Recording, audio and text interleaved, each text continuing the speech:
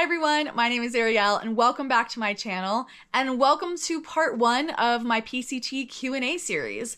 So ever since I finished my thru hike, I have received a bunch of different questions about my experience, about the trail itself, about logistics and planning. And so I wanted to take some time and take a couple of videos to really dive into all of those questions and give you guys some answers. But since there were so many questions and they covered such a kind of broad variety of topics, I decided to break up these Q&As into smaller bite-sized chunks into greater topics that make sense, at least to me. So in today's video, we will get personal. We'll cover the personal questions as well as the questions that pertain more to like my personal experience of the trail and not like the greater overall trail, if that makes sense. So in a future video, you can expect from me a full logistics and planning where I'll give you my advice and feedback for what you can expect of the trail. But in today's video, we will answer all of the fun personal questions.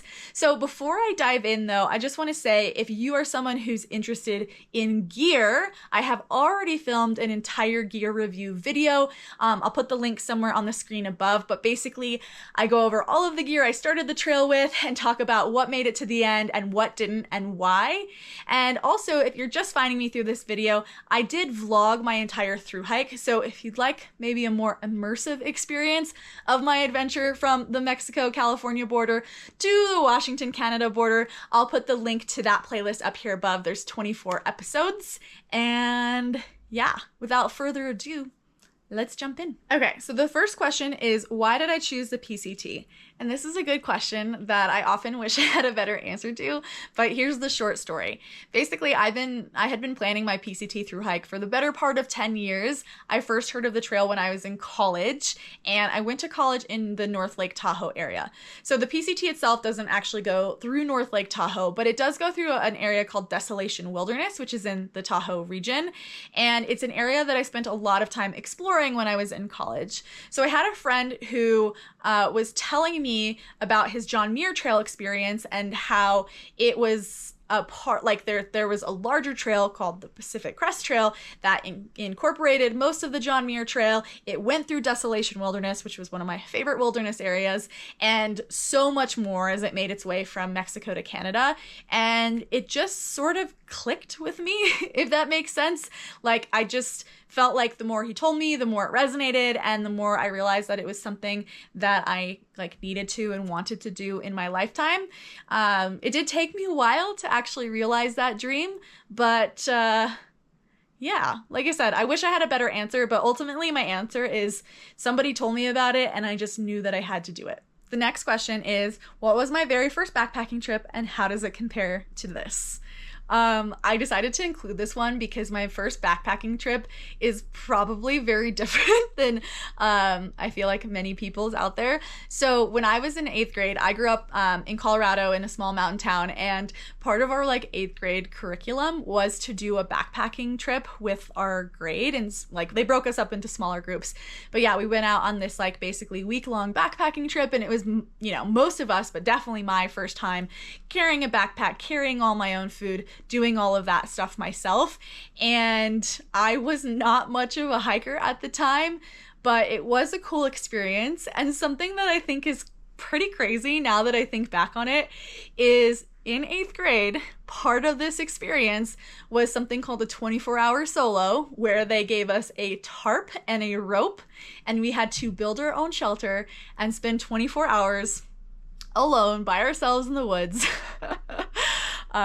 So yeah, that was my first backpacking experience. I can't say that I was like hooked right away because ultimately I really didn't get into backpacking until I was an adult, like in my college years, but it was a very interesting first experience.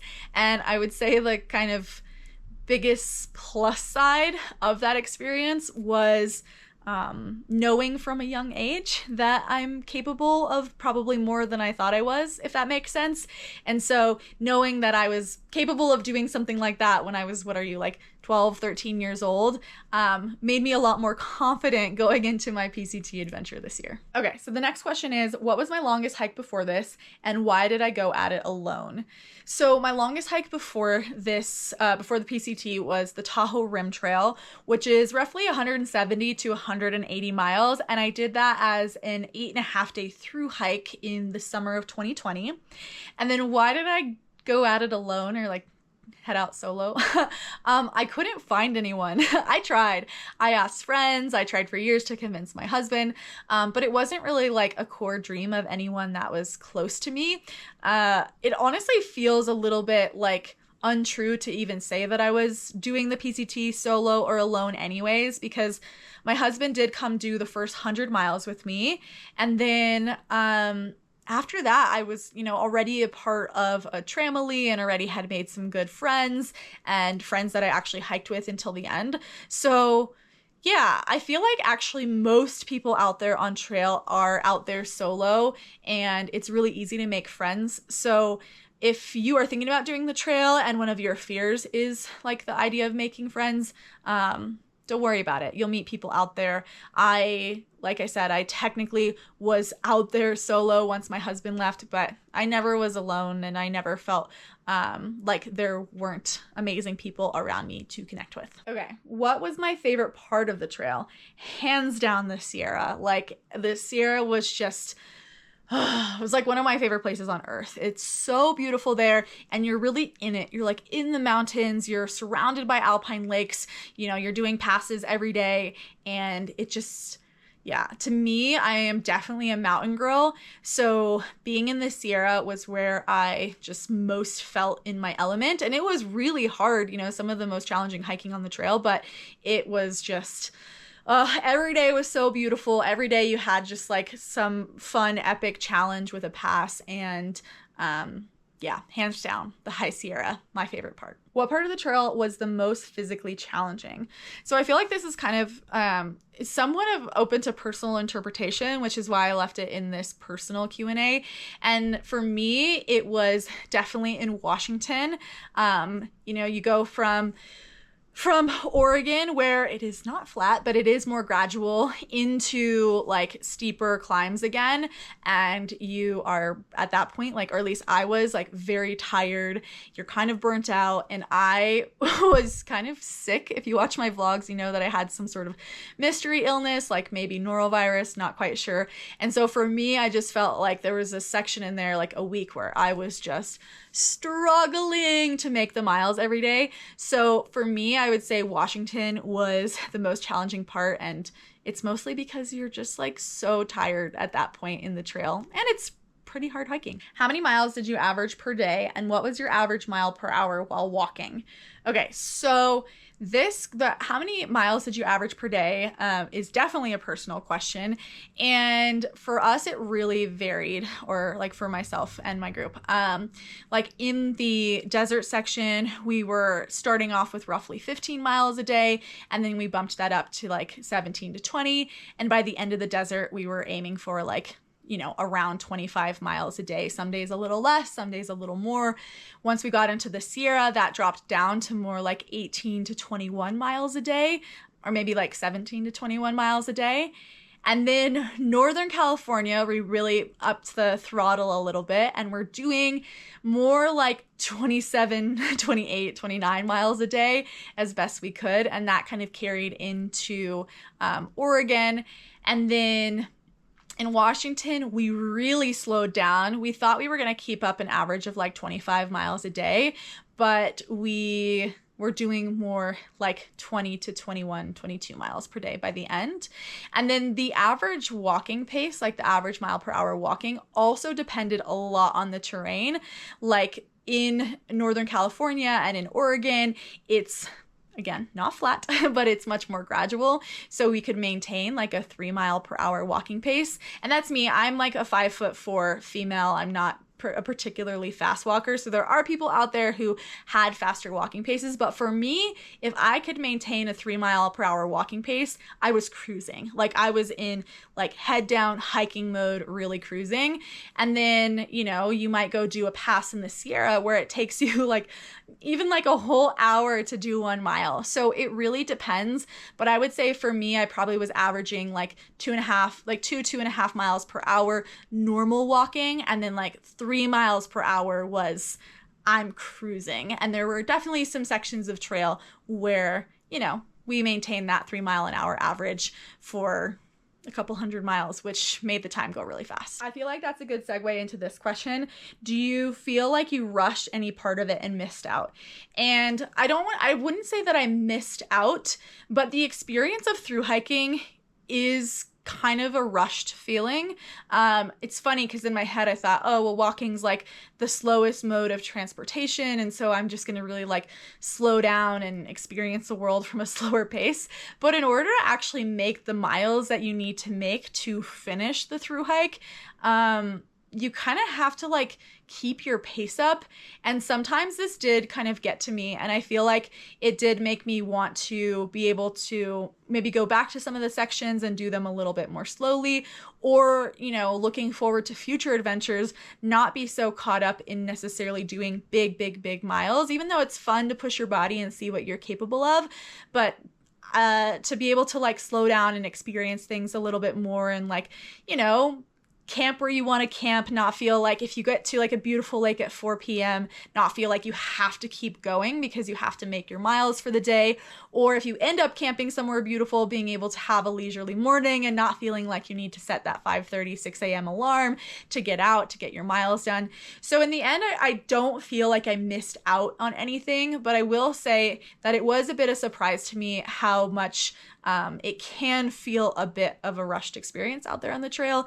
But that's just kind of a part of the experience. And yeah, I wouldn't change it, but it was interesting to notice how even walking, which is very slow, can feel a bit rushed at times. How many pairs of shoes did I go through? I went through 6 pairs of shoes by the end. But when I started the trail, my shoes had maybe like 75 miles on them. So they weren't brand new. And when I finished the trail, that last pair of shoes only had a couple 100 miles on them. So I'm still hiking in that last pair. So it's probably like 5 full pairs of shoes, but I had 6 throughout the whole time. Did I feel safe as a woman alone? The answer is yes, I felt safe out there. I also wasn't alone all that much, or at least in the times that mattered. I only hitchhiked solo one time, and I didn't camp alone any of the nights. So I feel like being in a tramily definitely made me feel really safe, but I also met plenty of female solo hikers that were out there completely solo the whole time and also felt very safe. So if you're someone who prefers to be alone and not in a group, I do feel like it's a safe environment. And I think it's just about having, you know, like common sense and making smart decisions and being really mindful of your surroundings. But yes, I did feel safe as a woman out there, and there are plenty of solo women out there crushing it completely solo from basically start to finish. How did I meet the people that I hiked the trail with? So 99.9% of the people I hiked with, I met on the trail. The only person that I somewhat knew before the trail was Stinger. We had met on social media actually. So before I started the trail, like a couple months prior, I started going around following people who I found that were also through hiking that year. And her and I just got to chatting, and she asked me what my start date was, and I said April 18th, and she happened to have the exact same start date, which was like so crazy and random. So we decided to start together and just see where it went. And then someone else I hiked all the way to the end with was Spice, who I met on day 1 at the very first water source, but actually started hiking with on day 2 from the Lake Marina malt shop. So basically there was a big group of us at the Lake Marina malt shop all at the same time, and we all happened to hike out at the same time and ended up hiking the entire desert together and actually weaving in and out of the entire rest of the trail together, which was super fun. My greater group, like besides Spice and Stinger, kind of evolved as the trail went on. But we just kind of like met people in town or met people along the trail. And whenever you come across somebody who you really click with, it just kind of seems natural to keep hiking together. So I talked a lot about my tramily and how I didn't spend much time alone. So many of you are also probably wondering if I did ever hike alone or if I was always with the group. And I hiked alone a lot. Probably spent the good majority of each of my days hiking alone, but I never camped alone. And for me, that was a good balance because I wanted connection and community out of the trail. And so I really was like, enjoyed the time where we'd all get to meet up at the end of the day and talk about our day and just talk about life and, you know, all the silly things. But then getting some time to be in my own experience out there on the trail. So every tramily is a little bit different. Everybody's experience is a little bit different. But I found that for most of us who were in larger tramilies, we were definitely not hiking like in a row all at the same time, talking the whole time. Most of the time we're hiking solo and then just meeting up at points throughout the day, whether that's, you know, lunch and dinner only, or maybe breakfast, lunch, and dinner, or all the water sources, you know, whatever it might be. Sometimes we would only meet up towards the end of the day, or sometimes we would meet up a couple of times throughout the day. But yes, I definitely hiked a lot alone. I just never camped alone. So another relevant question on this topic is, how do you stay apart, or how did I stay apart of my trail family and still focus on my own journey? And this is the reason why my trail family kind of evolved and shifted throughout the trail. It was never because like we didn't like each other or we got into an argument or like anything like that. It was more so of like, you know, being able to stay with what I wanted out of the experience and hiking with people who wanted something similar. So in the Sierra, there was just a kind of a splintering in my original trail family. And again, it wasn't for any hard feelings or any like distaste or dislike. It was literally just because we all had different ideas of what we wanted from the trail, and specifically from that Sierra section of the trail. And so I would say that was how I was able to really stay true to my own desires of the trail and stay with the trail family, was to allow that group dynamic to shift and change as the trail went on. And yeah, sometimes it was hard to like say goodbye to people that you'd really grown to love and, you know, grown used to seeing every single day. But at the same time, you know, you're out there for your own experience and they're out there for theirs. And so in a lot of ways, it just also makes sense to celebrate the fact that they had a different vision out of that section of the trail. So yeah, that's, you know, kind of the main reason why the people that I finished with, besides Spice and Stinger, were not the exact same people that I hiked the whole desert with, is because our kind of desires and vision for what the rest of the trail looked like had shifted. So I got a lot of different iterations of this question, but basically, how did I deal with being away from my husband for so long? It was hard, definitely. I mean, luckily I didn't have to be away from him for the entire 5 months because he was able to come visit. And he did the first 100 miles with me, which was also really nice because he got to experience the trail for himself and get a taste of the trail culture, and then meet some of the people that I ended up hiking, you know, the rest of the trail with. So I think that was really helpful. But I feel like a lot of people who asked this question were asking because they'd like to do the trail, but their partner doesn't want to. And I guess I just want to say that my experience out there on trail was that there were more people who were in a relationship on trail without their partner present than in a relationship on trail with their partner hiking with them, if that makes sense. So like there are definitely some couples out there hiking the PCT, but not as many as you might think. And there are a lot more people than I think you might think out there who are not single, who have a partner back home. I met a ton of people who had partners back home, and that also made me, gave me some sense of comfort in knowing that I wasn't alone.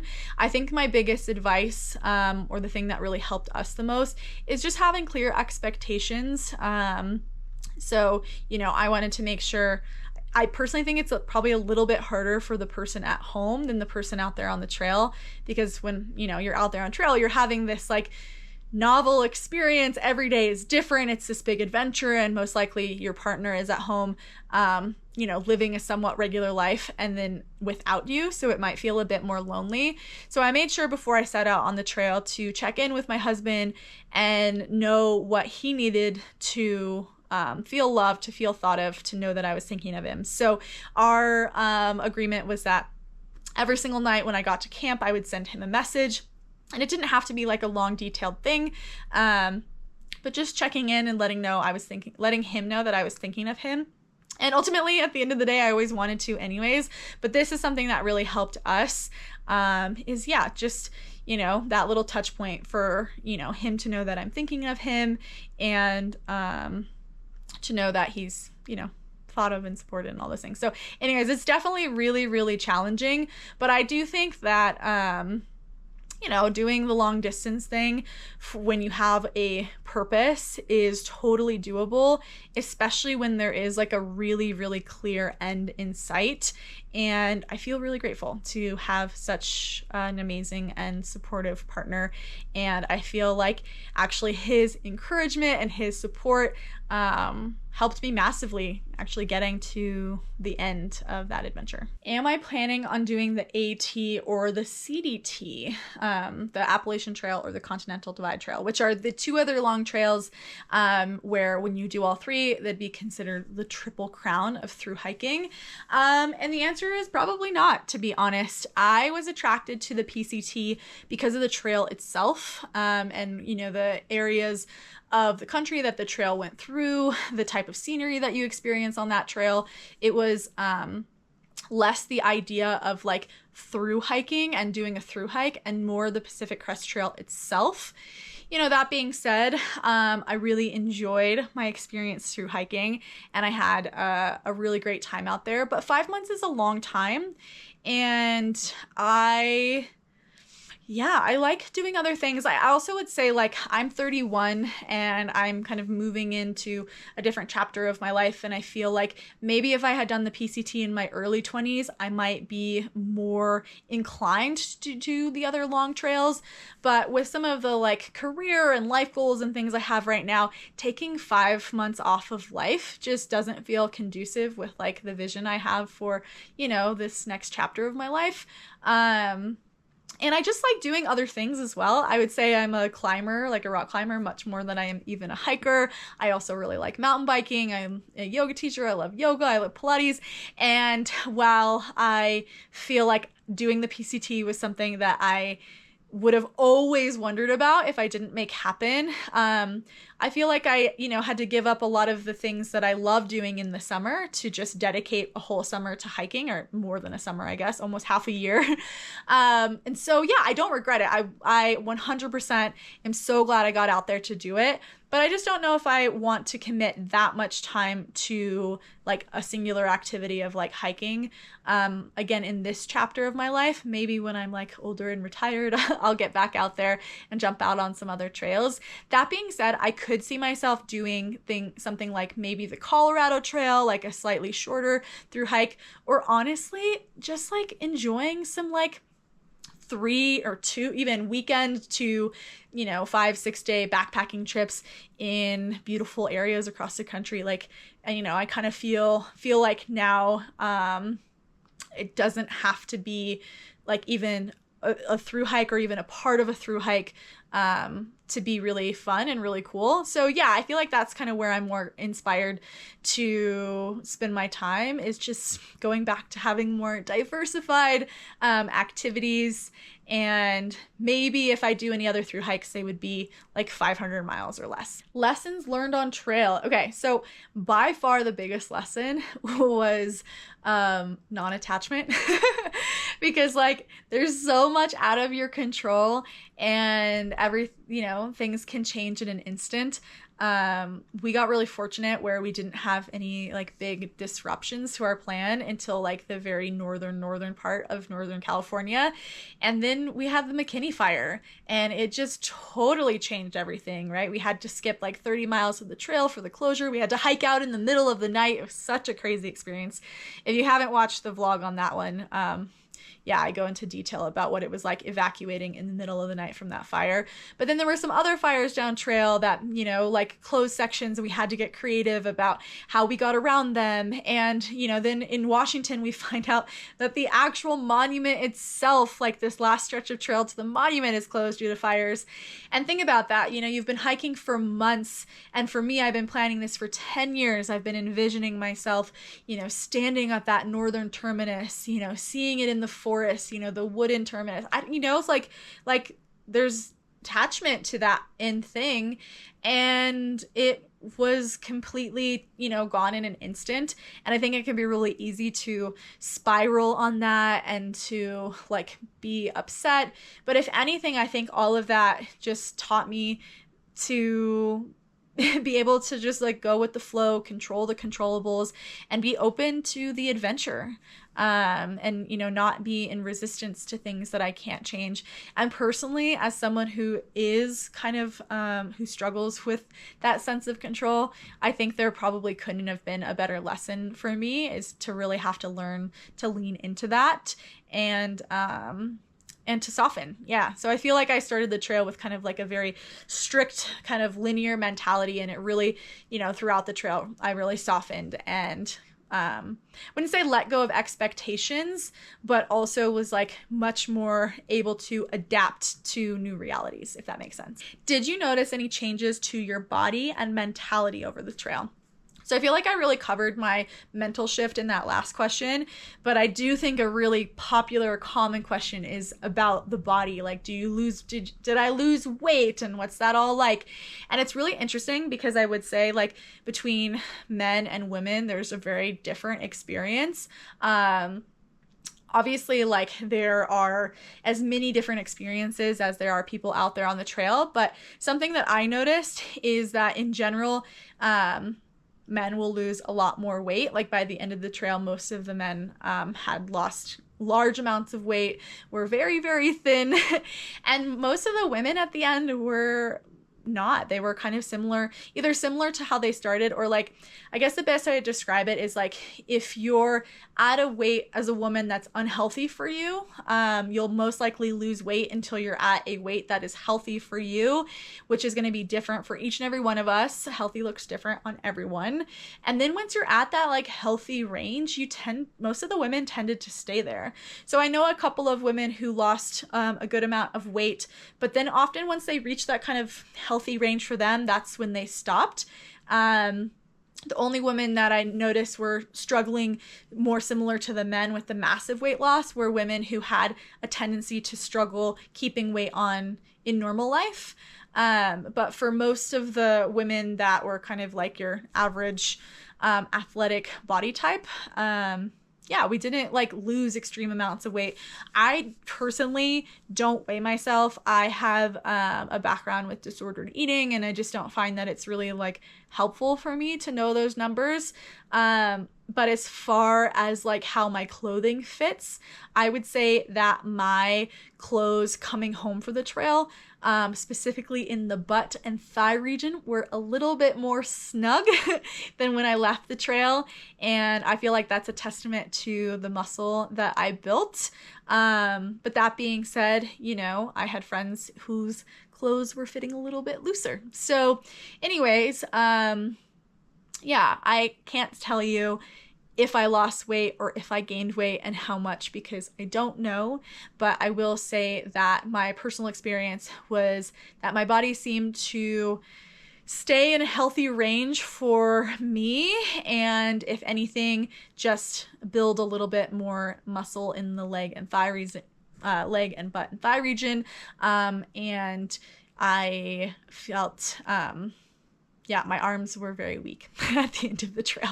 It has taken me quite a while to start to build back my upper body strength to even do like consistent chaturangas and stuff in yoga. How did I manage my period on the trail? So a lot of the women that I hiked with were on forms of birth control where they didn't actually get their period, like the arm implant one. Personally, I did get my period. I am not on any hormonal forms of birth control. And so, yeah, I track my cycle, and I've been doing that for a couple of years using an app. And that's, how I had a general idea of when my period would be coming each month. And it was pretty good. I would say that because it's such heavy exercise, it can obviously disrupt your normal cycle. And I did find that sometimes it was a little bit later than usual. It felt like sometimes I needed to rest for my body to actually be able to like go into having my period. So like if we were having a big hiking week and then I had a 0, oftentimes that's when I would get my period, then maybe in the middle of the hiking week. That being said, we were never really in town for more than 2 days, and my period tends to last longer than 2 days. So I definitely had to manage my period out there on the trail. There's a couple of different options. I would say one of the more popular options is a menstrual cup. And this is something I was a really big fan of when I was in my early 20s. For some reason in my later 20s, I don't know if my internal anatomy shifted or something like that, but I have not had really good luck with menstrual cups. For some reason, they always leak, and I have tried so many different brands and styles and shapes, and unfortunately, they just haven't worked for me as of late, which was kind of a bummer because I do really like the idea of the menstrual cup. So yeah, that's a popular option on trail. You would dig a cat hole and, pour the blood into the cat hole and bury it. The nice thing about that is you don't have to carry out like tampon waste or anything like that. You do have to find a way to keep things clean, which is kind of the downside of the menstrual cup. So like rinsing your hands and rinsing the cup itself can be a little bit of a challenge. So for me, I did tampons, and in some ways I find that it may actually be a little bit easier than the cup because it's a little bit less messy. And especially like in my regular life, I will often use organic tampons without an applicator, but on the trail I often couldn't find those in town, so I was using ones that would pack down and have small, like they'd have an applicator but it'd be like in, that was like a small version that you'd pull open. And in the end, actually those kind of worked the best because you didn't have to like have your fingers up in anywhere to manage with those kind of tampons. The downside is there is a lot more waste. So when I was on my period, I definitely had like, more trash that I was having to carry out. But in the end, it's really like not that big of a deal, and you can just put it all on there and put it in the bottom of your bag. So personally, I managed my period using tampons, and that worked great for me. But there are a variety of different options for managing your period, from menstrual cups to, different birth control methods that would,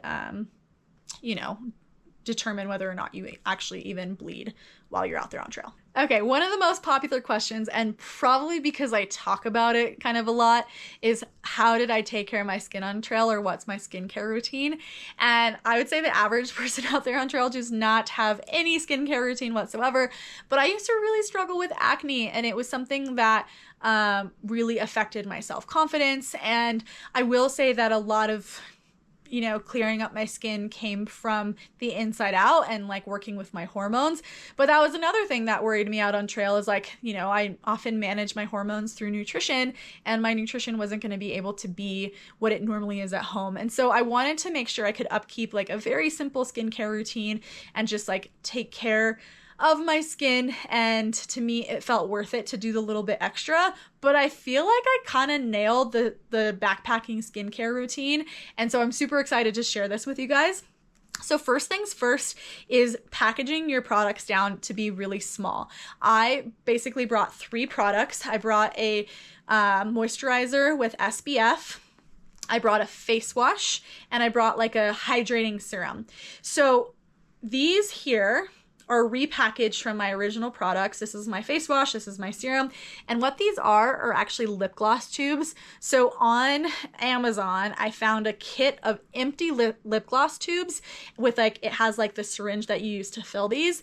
And before I made my resupply boxes, I made a handful of these. The thing that's great is since I'm only using a little bit each night, these actually last a really long time, even though they're quite light and small. So I'd say I got at least 2 weeks out of each of these, even with daily use. So yeah, every night I would do, I would grab one of my Porta wipes.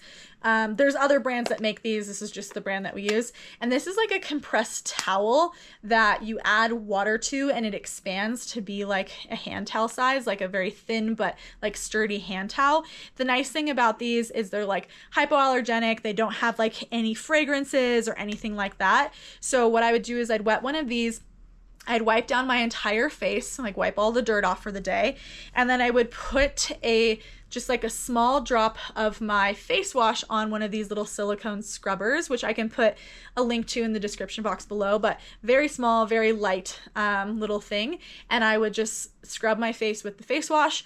And then I would take the same Porta wipe, the one that I had used to wipe down my face, and I would just wipe down my face one more time, wiping off all of the face wash. And then I would put on the serum, the hydrating serum. And so for me, like that's a much simpler version of like than how I do skincare in my regular life. I use a handful more products than that, but it felt like the good base. So that's what I would do at night. And I would only wash my face at night. So I would do that. I'd usually like cook dinner or I'd add hot water to my dinner. And while it was cooking, I would do my skincare real quick. And then in the morning, I would just put on my tinted moisturizer with SPF and wear a hat to kind of protect my skin. And this worked really great for me. And what I like about this skincare routine is it's actually a great leave no trace skincare routine because you're wiping off your products onto the towel and you're packing the towel out with you in your trash. You're not leaving anything behind in like rivers or streams or water sources. So that's kind of one of the most important things when considering your skincare routine or considering any personal care products you're bringing out, is that you don't want to be rinsing any of your products into the water supplies, especially non-natural products. But even those were really just, there's too many humans out there to be adding that to the system. So this is a really great way to leave no trace. You can also do the skincare routine when you're dry camping, because it only uses just a very, very, very small amount of water to get your towelette to expand, if that makes sense. So yeah, let me know if you've ever heard of that lip gloss tube hack, because for me that was such a game changer and it allowed me to carry the products that I really love using and that have really worked for me, but like in a small or like much more reasonable sized amount. So all in all, my entire skincare kit is, you know, this tiny. All right, last question. Is there anything I would do differently? You know, there's some minor things that I would do differently when it comes to logistics and planning, and I'll make sure that I cover those over in the logistics and planning Q&A that will be coming up most likely next weekend. But as far as like personal stuff, I don't think so. I think in the end, you don't know what you don't know, and I just imagine that even knowing the trail and having had this experience, if I were to go out and hike the PCT again, it would just be completely different, because so much of it is, you know, like, yes, the trail remains the same, but like the people really make the trail, and so many different things will happen each season that are like different and beyond your control. And so, no, I feel really happy and grateful for my trail experience. And it was a long time coming. You know, it took me the better part of 10 years to actually realize this trail and, you know, realize this goal of mine. And I don't think I would really change anything. So yeah, thank you for sticking around. I hope that this was helpful or at least entertaining and enjoyable. And I am super excited for future Q&As. If you have any questions that I didn't cover, definitely feel free to put them down in the comments below, and I'll try my best to either answer them there or in a future video. And yeah, as always, if you like this video, please give it a thumbs up. It does really support my channel. And if you haven't already, hit that subscribe button so you can be here for all of the future adventures. That is all I have for you this week. I will see you next Sunday.